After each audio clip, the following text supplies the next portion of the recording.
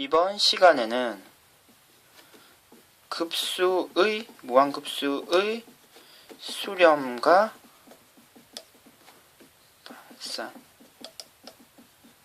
발산과 수열의 극한과의 관계를 한번 알아보도록 하겠습니다.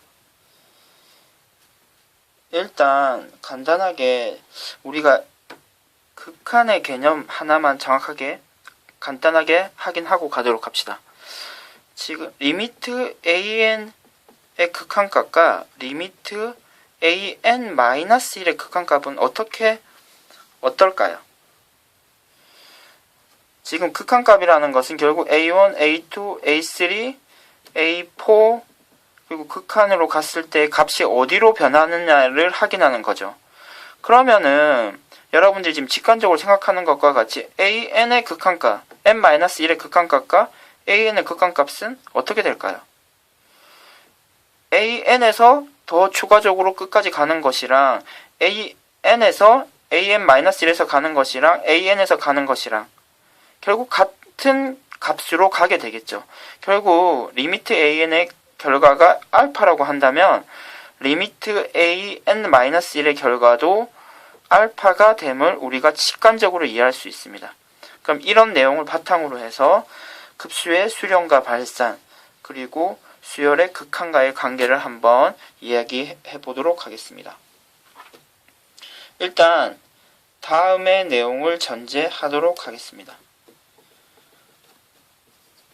무한급수의 합이 존재하고 그 값이 S로 수렴한다. S라고 한번 이야기해 보도록 합시다. 그러면 지금 공부한 것과 같이 Sn 부분합의 극한값이 S가 될 거고요.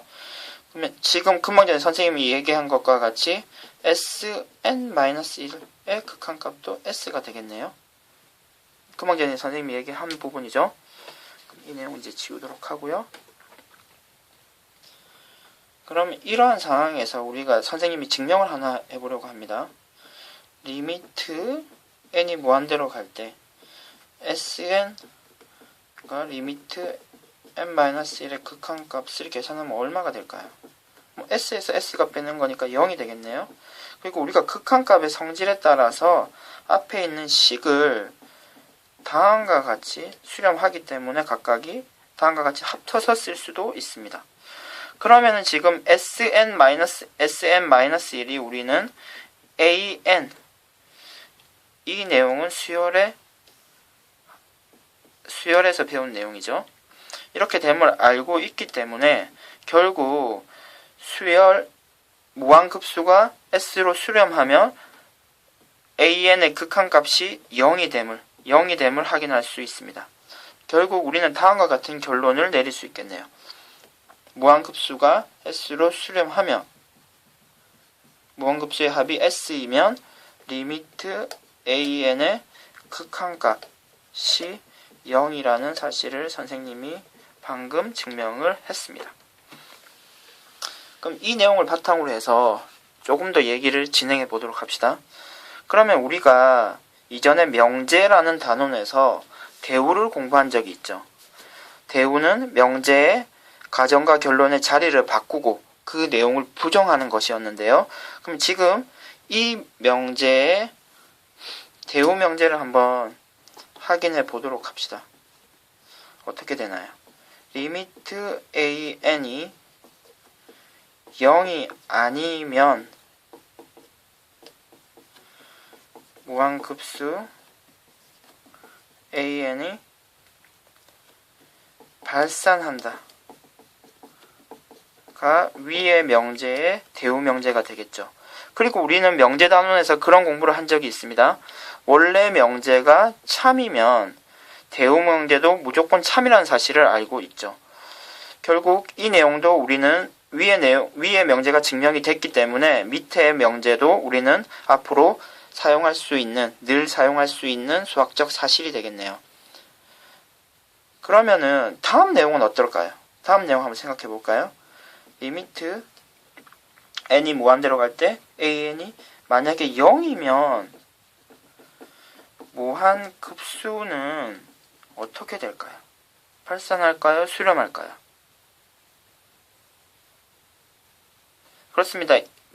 원래 명제가 참이라고 하더라도 다음 명제, 자리를 바꾼 명제는 무조건 참이라고 할 수는 없기 때문에 이 경우에 무한급수가 수렴할지 발산할지는 모르게 됩니다. 모릅니다. 몰라. 따라서 원래 수열의 극한값을 계산했을 때 0이 아니면 우리는 그 무한급수가 발산한다고 이야기를 할 수 있지만, 만약에 수열의 AN의 극한값이 0이라고 한다면 무한등비급수의 합의 수렴 여부는 직접 실제로 계산을 해봐야 됩니다. 직접 계산을 해야 됩니다. 그럼 이 내용이 실제 어떻게 활용되는지 한번 예시를 통해서 확인해 보도록 합시다.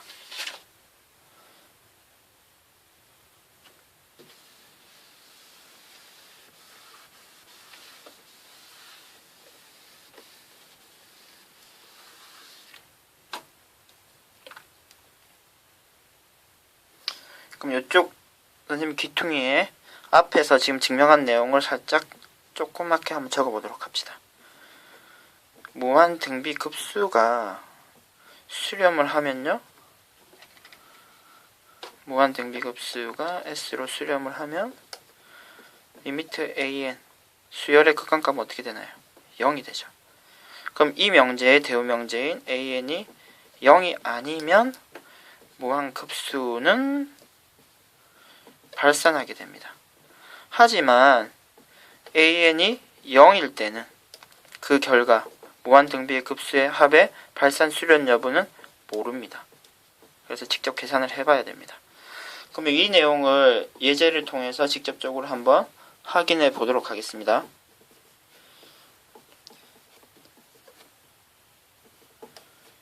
다음과 같은 무한급수가 있습니다. 이 무한급수의 수렴 여부를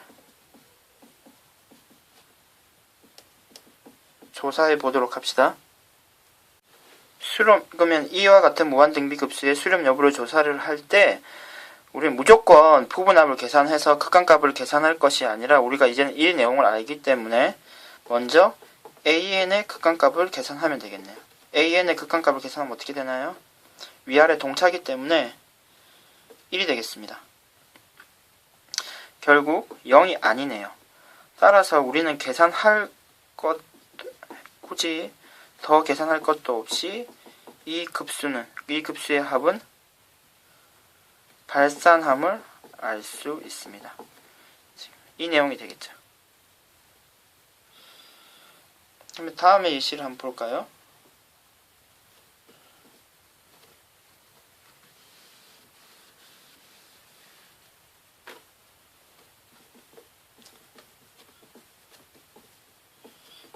다음과 같은 수열의 발산 여부, 수렴 발산 여부를 한번 확인해 봅시다. 리미트 AN의 극한값을 계산해 보도록 하죠. 먼저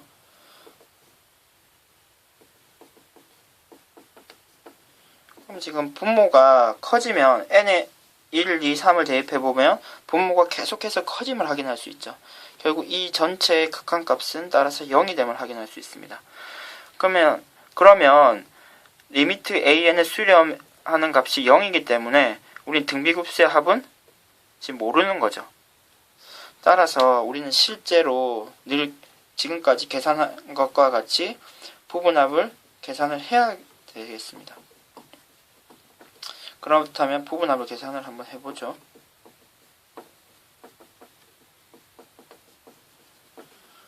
이와 같은 꼴의 시그마의 계산은 어떻게 했었나요? 이거에 유리아, 이 식의 유리아를 먼저 했었죠. 유리아를 해보면 어떻게 되나요? k 플러스 1 빼기 k, 그리고 k 플러스 1 마이너스 k가 되죠. 그러면은 우리는 식을 선생님이 다시 한번 적을 수 있겠네요.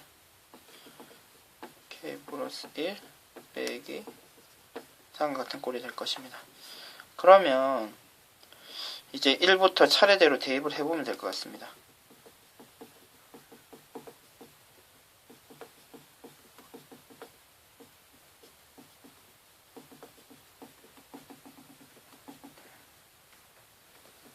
마지막에 n을 대입하면요.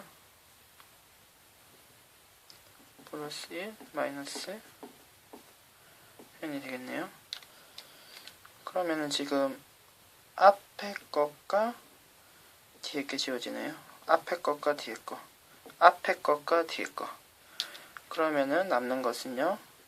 마이너스 1 플러스 루트 n 플러스 1이 되겠습니다. 그럼 결국 지금 그러면 이 부분합의 극한값을 계산하면 어떻게 되나요? 뒷부분이 무한히 커지기 때문에 마이너스 1을 앞에 더해 주더라도 결과는 발산하는 형태가 되겠습니다. 그러면 지금 0인 경우는 직접 계산을 해봤더니 우리가 발산함을 직접 확인해야 됩니다. 무조건 0인 경우는 발산인지 수렴인지 알 수 없기 때문에 실제로 이렇게 부분합을 계산하고 부분합의 극한값을 계산을 해서 원래의 등비급수가 발산함을 직접 확인해야 됩니다. 이상 무한등비급수의 수렴 발산과 수열의 극한과의 관계를 확인해 보았습니다.